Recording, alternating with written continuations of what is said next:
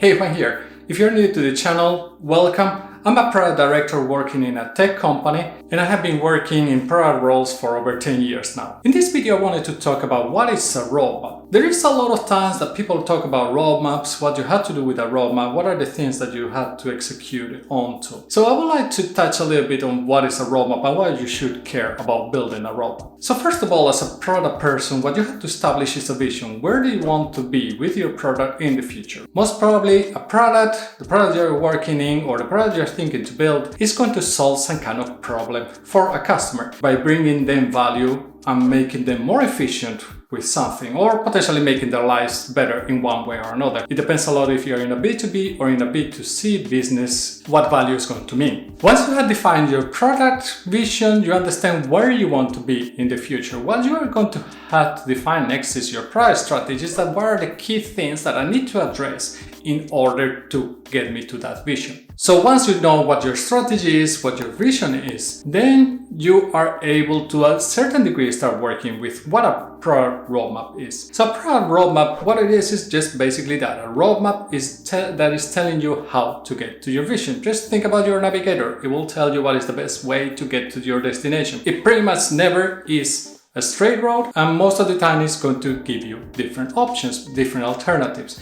A roadmap is typically going to do the same. It's going to tell you how to get to that vision, to that location goal that you want to achieve, but it should give you also a little bit of flexibility of which route to take. Sometimes it's good to actually have different alternatives because there's going to be different paths to get to that same vision. So how do you do this in practice? Well, what you have to do is that you have to be able to see how you are going to get there. So what you will have to understand is how to break down in chunks the different features that you are going to bring for your customers. And here is very important to understand the concept of MVP. I will link a video if you want to see more about it, but what you want to do is that you never want to build a product that is perfect, because it's never gonna be perfect. So you have to be able to slowly but surely, incrementally and continuously adapt and grow the value proposition of your product. And this applies for pretty much every feature that you're building in your product. What you have to understand is that when you want to build a feature, you want to build it in chunks. You want to phase it out. So you want to make sure that first you build something that is like an MVP of the feature, and continuously working with your customers, then you can grow the feature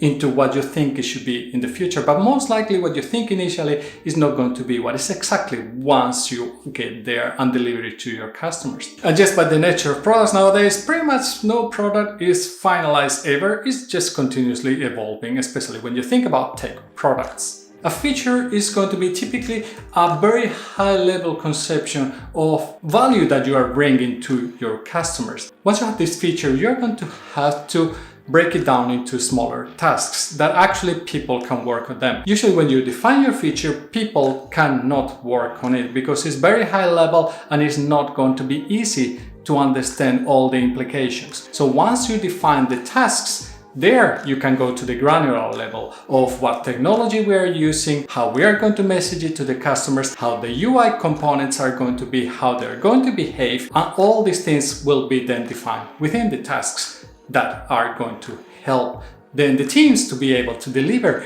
against that feature plan that you have. In many cases nowadays, when people talk about features, they talk about epics. Sometimes it's the same thing, sometimes it's not the same thing. It depends on the company and how you work. Sometimes an epic is going to be the same as a feature. Sometimes an epic is going to be something that you can release within a time period. Then within the epic, many times what there's going to be is the user stories, which are going to be similar to what the tasks are. A user story is going to define what problem the user has and how you are going to solve it. Typically, these user stories are going to be the tasks that you define in order to complete a feature. Again, as I said, this is going to depend a lot in the company that you work, and people are going to use user stories and epics in many different ways. So please share below the ones that you think is the best ways to share those ones. So finally, depending on the size of your company, you are going to have different teams. You are going to have a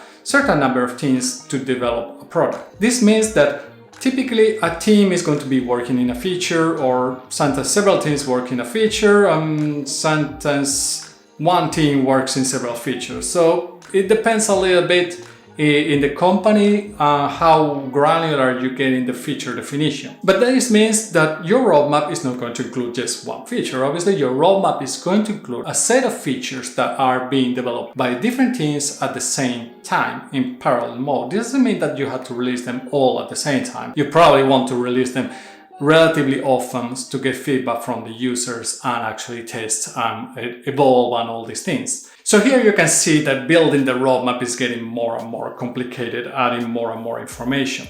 So what is going to be the reality of a roadmap? Most likely what you're going to have is a roadmap that is quite granular, that has features relatively well defined for the next couple of months. Typically what will happen is that on the longer term, you will have a different type of roadmap. So you are going to have a roadmap for your, in a way, quarterly planning, and then you are going to have a roadmap that is more like a long-term planning, that it can be 3 years, couple of years, or something like that. Let me know your thoughts about building roadmaps and how do you do it. I will see you in the next video, and remember, stay safe.